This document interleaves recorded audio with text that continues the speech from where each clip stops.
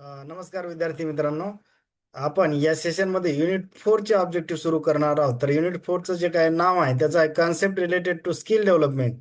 जे ITI principal गट ब ची एक्झामची तारीख आलेली आहे, लवकरच एक्झाम होणार आहे. त्या दृष्टिकोनातून जेवढे जास्तीत जास्त आपल्याला ऑब्जेक्टिव्ह सॉल्व्ह करता येतील तेवढे करणं कधीही चांगलं.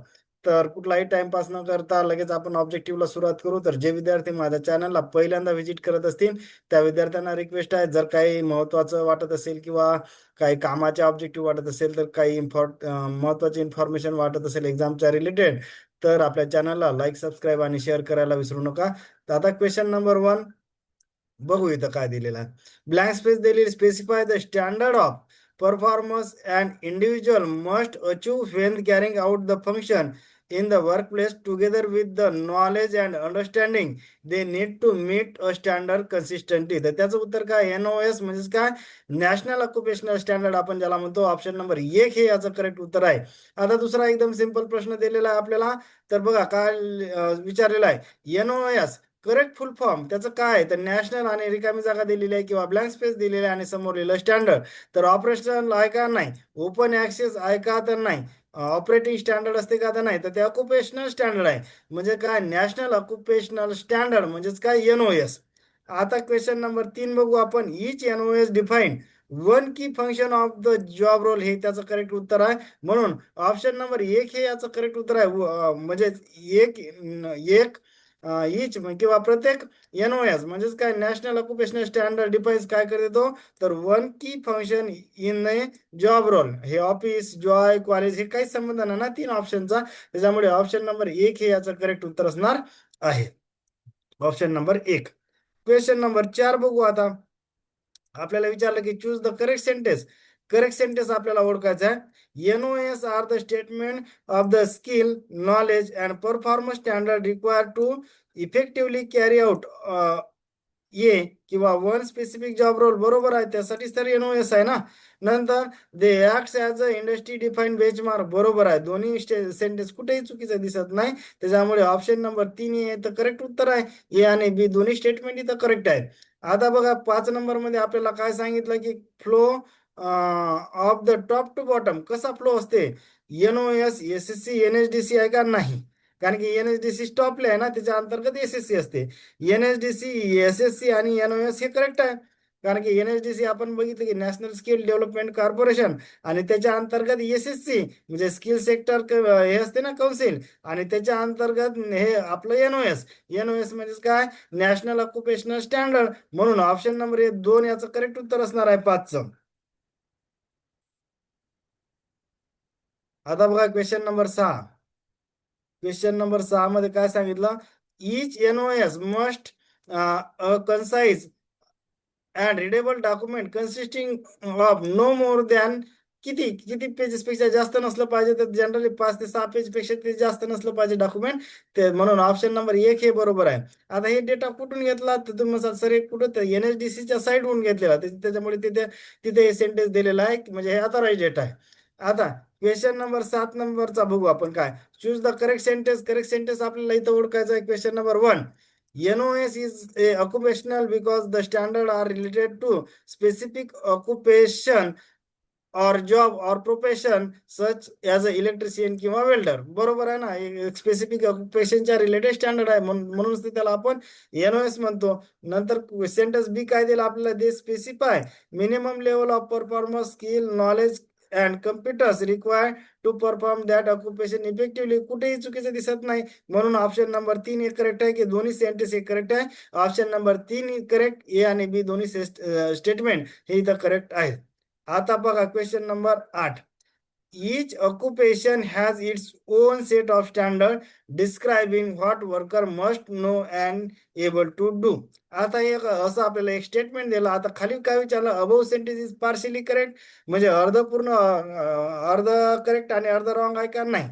नंतर दुसरं काय? Above sentence is fully correct. बरोबर आहे, अबोव सेंटेन्स पूर्ण करेक्ट आहे. इथं काय दिलं? तिसरं ऑप्शन फुल्ली रॉंग नाही, आणि नन ऑफ द अबाव हे सुद्धा नाही. त्याच्यामुळे ऑप्शन नंबर 2 इथं करेक्ट आहे की वरचं पूर्ण जे काही सेंटेन्स दिलेलं आहे पूर्ण करेक्ट आहे. नंतर क्वेश्चन नंबर 9 मध्ये काय सांगितलं आपल्याला? बघा, NOS आर यूज फॉर, कशासाठी NOS वापरतात? To develop curriculum for the delivery of the training, बरोबर, त्यासाठी मदत होते त्याची. नंतर to develop assessment instrument and tools for the assessment and certification of the learners, बरोबर आहे, त्याच्यासाठी यूज होते. म्हणून दोन्ही सेंटेन्स बरोबर आहे. ऑप्शन नंबर 3 हे इथं करेक्ट उत्तर असणार आहे. नंतरचा क्वेश्चन नंबर 10 बघा आता काय सांगितलं आपल्याला. NOS need the official approval from, कोणाकडून ऑफिशियल लागते? NSDC क्वालिफिकेशन रजिस्ट्रेशन कमिटी, म्हणजेच काय त्याला NQRC किंवा QRC म्हणतो, बरोबर, त्याच्याकडून अप्रुव्हल लागते त्याला. नंतर NSQC म्हणजेच काय नॅशनल स्किल क्वालिफिकेशन कमिटी, त्याच्याकडून अप्रुव्हल लागते. म्हणून ऑप्शन नंबर 3 हे बरोबर आहे, ए आणि बी. क्वेश्चन नंबर 11 बघा काय सांगितलं. सेट ऑफ NOS म्हणजेच काय, national occupational standard for specific job role is called as, त्याला काय म्हणतात आपण? जॉब रोल स्टँडर्ड म्हणत नाही, क्वालिफिकेशन स्टँडर्ड असंही सुद्धा म्हणत नाही, क्वालिफिकेशन जॉब सुद्धा म्हणत नाही. त्याचा उत्तर आहे क्वालिफिकेशन पॅक. हा क्वेश्चन ITI प्रिन्सिपल गट जे फेब्रुवारी महिन्यात झाली त्याच्यामध्ये विचारलेला आहे. तर त्याला क्वालिफिकेशन पॅक म्हणतो आपण. क्वेश्चन नंबर 11चा ऑप्शन नंबर 4 हे करेक्ट उत्तर असणार आहे. Choose the correct sentence. Question number 12 बघू. QP is a set of NOS aligned to the job role, बरोबर आहे. QP is available for every job role in each industry, बरोबर. दोन्ही sentence बरोबर आहे. ऑप्शन नंबर 3 हे करेक्ट उत्तर असणार आहे. नंतर क्वेश्चन नंबर 13 बघा आता काय सांगितलं. QP म्हणजेच काय, qualification pack consist of A set of NOS is align with, कशासोबत अलाइन आहे? NCERTचा काही संबंध आहे का? नाही. NITचा काय, NITचा काय, IITचा आहे का? नाही. तर NSQ नॅशनल स्किल क्वालिफिकेशन फ्रेमवर्कचा संबंध आहे. म्हणून ऑप्शन नंबर 4 हे करेक्ट उत्तर असणार आहे 13चं. क्वेश्चन नंबर 14 बघू आपण. Choose the correct flow from top to bottom. बघा आता, MSD किंवा ministry of skill development entrepreneurship, त्यालाच आपण गव्हर्नमेंट समजलं. NSDC, SSC आणि QP हे बरोबर फ्लो आहे. त्याच्यामुळे ऑप्शन नंबर 14चं काय एक उत्तर असणार आहे बघा. MSD म्हणजेच काय, ministry of skill development and entrepreneurship, म्हणजे ते गव्हर्नमेंट झालं. त्याच्या अंतर्गत कोण असते? NSDC. त्याच्या अंतर्गत कोण असते? SSC. आणि SSC QP कोण फॉर्म करते? तर SSC, म्हणजे आपण सेक्टर स्किल काउन्सिल म्हणतो ना त्याला. म्हणून क्वेश्चन ऑप्शन नंबर 1 बरोबर आहे याचं. MSD. आता बघा, ऑप्शन नंबर 1 आणि 3 मध्ये कन्फ्युज होण्याचं कारण आहे. परंतु हे MOE दिसते ते ministry of education, NSDC, SSC आणि QP याचा संबंध, NSDCचा संबंध मिनिस्ट्री ऑफ एज्युकेशन सोबत आहे का? नाही. त्याचा संबंध MSD सोबत आहे, ministry of skill development and entrepreneurship. म्हणून ऑप्शन नंबर 1 हे इथं करेक्ट असणार आहे. क्वेश्चन नंबर 15 बघा आता. क्वेश्चन नंबर 15 मध्ये काय म्हणते? QP is a formal industry validated document defining the, काय काय डिफाईन करते? नॉलेज करते का? बरोबर. स्किल करते का? बरोबर. ॲबिलिटीज करते का? बरोबर. Required for the specific job role, त्यासाठीच रिक्वायर्ड आहे. म्हणून ऑप्शन नंबर 3 ABC तिन्ही करेक्ट आहेत वरचे. क्वेश्चन नंबर 16 बघू आता. चूज द करेक्ट सेंटेन्स ओळखायचं आपल्याला. NOS define one specific job competency, बरोबर. QP defines complete job role, बरोबर. त्याच्यामुळे दोन्ही सेंटेन्स बरोबर आहे. आणि क्वेश्चन नंबर 17 बघू आता. Choose the correct sentence. Job role is a specific occupation or position perform by worker in the industry, बरोबर. त्यालाच आपण जॉब रोल म्हणतो. म्हणजे एखादा इलेक्ट्रिशियन आहे इंडस्ट्रीमध्ये, तो त्याचा जॉब रोल झाला ना. It defines what the person does in the work place, बरोबर. तो पर्सन त्या वर्क प्लेसले काय रोल प्ले करत असते, त्याला आपण जॉब रोल म्हटलेला आहे. म्हणून ऑप्शन नंबर 3 ए आणि बी दोन्ही बरोबर आहेत. आता 18 मध्ये सांगितलं आपल्याला चूज द करेक्ट सेंटेन्स इथं ओळखायचं आहे. Job role is perform according to the qualification pack, बरोबर.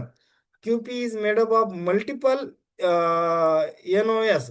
आता बघा 18 मध्ये काय सांगितलं की QP म्हणजे क्वालिफिकेशन पॅक मध्ये काय असतं की सेट ऑफ आपण लिहिलं ना की NOS किंवा मल्टिपल NOS असतात. म्हणून ऑप्शन नंबर 3 बरोबर आहे याचं. आता क्वेश्चन नंबर 19 बघा. NOS ensure uniform occupational standard across the industry, हे बरोबर आहे. Tax collection, no objection for the scheme benefit, uniform educational standard, हे म्हणजे काय? म्हणजे सेन्सलेस ऑप्शन आहे, त्याचा काही संबंध नाही दूर दूर, म्हणजे इरेलेव्हन्स आपण म्हणतो. म्हणून ऑप्शन नंबर 1 हे बरोबर आहे. बघा आता क्वेश्चन नंबर 20 घेऊ. 20 मध्ये काय सांगलंय? Which one of the following is the smallest unit. Smallest unit कोणता आहे याच्यामध्ये? जॉब रोल आहे का नाही ते टॉपले आहे. क्यूपी आहे का नाही? एसएससी तर फार मोठा आहे, म्हणजेच काय एनओएस हे स्मॉलेस्ट आहे. आता बघा नंतरचा प्रश्न, क्वेश्चन नंबर 20 झाला आपला. 21चा काय सांगते? Which one of the following is the correct top to bottom flow in the skill India framework. पहिले बघा NOS, QP, job role, SSC चूक आहे, कारण की टॉप टू बॉटम विचारला आपला. एनओएस एकदम बॉटमले असते ना. नंतर QP, SSC, job role, NOS चूक, कारण की एसएससी टॉपले आहे. एसएससी, जॉब रोल, क्यूपी आणि एनओएस हे 3 नंबरचा ऑप्शन बरोबर आहे. सेक्टर जे स्किल सेक्टर काउन्सिल हे टॉपला असते, नंतर जॉब रोल, नंतर क्यूपी आणि नंतर एनओएस असा फ्लो असतो. त्याच्यामुळे ऑप्शन नंबर 3 हे इथं करेक्ट उत्तर असणार आहे. Question number 22, the purpose of qualification pack. त्याचा काय पर्पज आहे बघा. आता कंडक्ट द एक्झामिनेशन काय काय दूर दूर संबंध आहे का याचा? काहीच नाही, म्हणजे इरिलेव्हंट आहे ते. रजिस्टर कंपनीज दूर दूर संबंध नाही. इश्यू सॅलरी सीट हे तर दूर दूर संबंध नाही. म्हणून option number 1 define the competency required for the job role. नंतर क्वेश्चन नंबर 23 बघू. Which statement is true. यातलं कोणतं स्टेटमेंट आहे? One NOS contains many QP हे चुकीचं आहे. कारण की काय असते की त्याचं क्यूपी म्हणजे मेनी एनओएस आहे ना, वन एनओएस नाही ते. म्हणजे क्यूपी म्हणजे नंबर ऑफ एनओएस मिळून एक क्यूपी होते, म्हणून पहिलं चूक आहे. One job role may have one QP consistent of multiple NOS हे बरोबर आहे. One QP contains many job role हे चूक आहे. One job role contains many QP simultaneously तसं नाही, एका वेळेस एकच क्यूपी असते, म्हणजे मेनी क्यूपी नसते. त्याच्यामुळे ऑप्शन नंबर 4 सुद्धा हे 4 नंबरचं सेंटेन्स सुद्धा चूक आहे. म्हणून ऑप्शन नंबर 2 हे इथं करेक्ट उत्तर असणार, किंवा ट्रू स्टेटमेंट किंवा खरं विधान असणार आहे. क्वेश्चन नंबर 24 बघा. आता under NSQM is job role is map with 2 QP असते का नाही? 2 क्वालिटेटिव्ह पॅक सोबत आहे का नाही? तर जे काय आहे ते काय, एक सिंगल क्यूपी आहे. क्वालिफिकेशन पॅक सिंगल क्वालिफिकेशन सोबत प्रत्येक म्हणजे काय काय ही job role is map with एक सिंगल क्वालिफिकेशन पॅक सोबत एक जॉब रोल मॅप केलेला आहे एनएसक्यूएफ मध्ये. त्याच्यामुळे ऑप्शन नंबर 1 हे इथं करेक्ट उत्तर असणार आहे. नंतरचा प्रश्न बघू. क्वेश्चन नंबर किती झाला आपला? 25 बघा.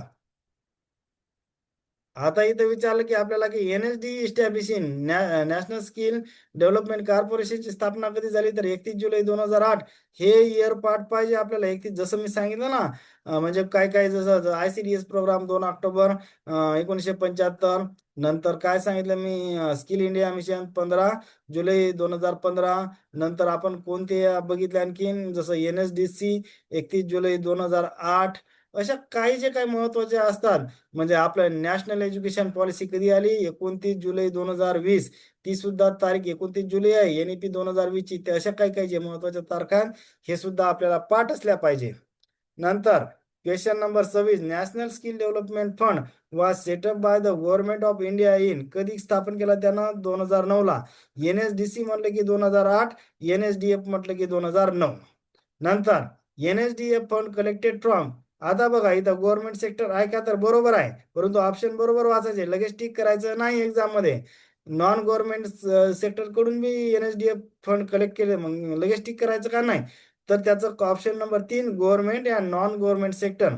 आता बघा स्पर्धा परीक्षेमध्ये काय असते की बरेच ऑप्शन आपल्याला करेक्ट दिसते, मग सगळेच उत्तर असतात का ऑप्शन? तर नाही. स्पर्धा परीक्षेमध्ये आपल्याला मोस्ट करेक्ट उत्तर शोधायचं आहे. त्याच्यामुळे जरी 1 आणि 2 तुम्हाला करेक्ट उत्तर दिसलं तरी इथे ऑप्शन नंबर आपण 3 टिक करणार, कारण की मोस्ट करेक्ट काय आहे? Government and non government sector. म्हणून ऑप्शन नंबर 3. नाहीतर वर गव्हर्नमेंट दिसते सर आम्हाला, दुसऱ्यामध्ये नॉन गव्हर्नमेंट, म्हणून आम्ही 1 किंवा 2 टिक करतो आणि मोकळ होतो. तसं होत नाही. तर ऑप्शन नंबर 3, कारण की स्पर्धा परीक्षेत आपल्याला मोस्ट करेक्ट ऑप्शन त्याच्यामध्ये शोधायचा आहे. करेक्ट ऑप्शन नाही, most correct option. Question number 28, official tagline for of NSDC future and prosperity आहे का? नाही. इमॅजिन फ्युचर आहे का? नाही. तर रिइमॅजिन फ्युचर. म्हणून ऑप्शन नंबर 3 याचं करेक्ट उत्तर असणार आहे. Question number 29, according to the skill India report 2025 only of Indian graduates are consider employable. किती आहे त्याचं उत्तर? 29.54.8. म्हणून ऑप्शन नंबर 2 हे करेक्ट उत्तर असणार आहे.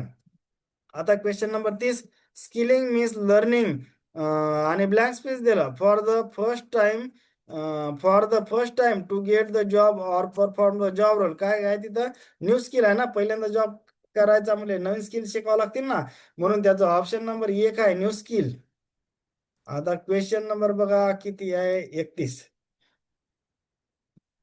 31 बघा, स्किलिंग टार्गेट ग्रुप कोणकोणता असते? स्किलिंग कोणाकोणासाठी असते? फ्रेशर साठी असते, बरोबर. अनएम्प्लॉईड पर्सन साठी असते, अनएम्प्लॉईड पर्सन साठी असते. आणि एम्प्लॉईड पर्सन साठी असते का स्किलिंग? नाही. तर त्याच्यामुळे ऑप्शन नंबर 2 ए आणि बी. नंतर बघा, एंटरिंग इन द वर्कफोर्स और enter in the profession is the purpose of. कशाचा असते पर्पज त्याचा? क्वेश्चन नंबर बघा किती आहे, 32 दिलेला आहे. 32चा ऑप्शन नंबर 1, कारण की ते स्किलिंगच आहे ना. नंतर क्वेश्चन नंबर 33, मीन्स इम्प्रुव्हमेंट और advancement in the same skill area in order to grow the career. तर त्याला आपण म्हणत असतो की अपस्किलिंग. म्हणून ऑप्शन नंबर 2 आहे 33चं करेक्ट उत्तर ऑप्शन नंबर 2. नंतर 34 बघू question, grow within the same professional in the purpose of. त्याला काय म्हणत असतं? Is the purpose of. ते कशाचा पर्पज आहे? एकाच प्रोफेशन मध्ये आपल्याला कसं इम्प्रुव्हमेंट किंवा ऍडव्हान्समेंट किंवा अपडेशन करायचं असेल तर त्याला अपस्किलिंग म्हणतो आपण. म्हणून ऑप्शन नंबर 2 बरोबर आहे. क्वेश्चन नंबर 35 बघा, ब्लँक स्पेस दिले, miss learning new skill for a different job role और न्यू करिअर. तर आता इथं त्याला रिस्किलिंग म्हणायचं आहे. सेम करिअर मध्ये जर अपडेशन असेल अपस्किलिंग म्हणायचं. जर आपल्याला जॉब चेंज करायचा किंवा न्यू करिअर साठी नवीन स्किल शिकायचे असतील तर त्याला रिस्किलिंग म्हणायचं. क्वेश्चन नंबर 35 ऑप्शन नंबर 1 याचं उत्तर आहे.